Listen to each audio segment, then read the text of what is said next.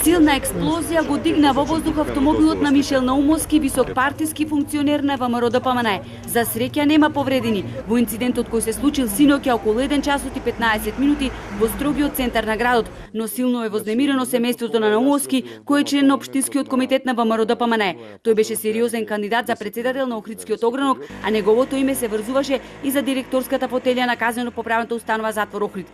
Силната детонација ги распамети соседите. Исплашени скокнаа и од сон се сивнаа през зградата, раскажува Наумовски, кој се прибрал дома само 10 минути пред да го запалат автомобилот.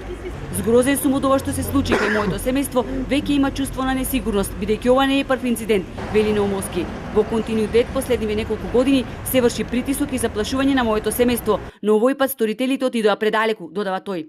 Во континуитет сме добивале, не може би јас лично, меѓутоа и моето семејство и како дел од моето семејство, разни пораки по Facebook профили, разни действија предизвикани од органи на државна управа, односно Министерство за внатрешни работи, полициската станица во Охрид, изразена преку висок старешина таму во полициска станица во Охрид, кој упатувал индиректни закани преку непосредни лица.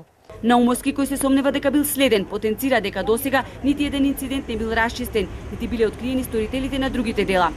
Поради тоа имал и состанок со началникот на СВР Охрид, од каде заминал советување дека ќе откријат кој го заплашува семејството Наумовски и зошто. Ќе покаже истрагата што се работи, меѓутоа во возачкиот дел на седиштето на возачот има поголема дупка отвор, што е скоро невозможно да се направи од оган, значи од висока температура, бидејќи тој е на јакиот дел на основата на возилото. Истрагата ќе покаже со што е направена тој, дали е користена друга форма на запалива течност или експлозив. Безбедносните камери и очевидците забележале две лица околу автомобилот на Наумовски во моментот кога тој експлодирал, а малку недостасувало пожарот да ги зафати и останатите 30 на возила паркирани едно до едно пред зградата во која живее.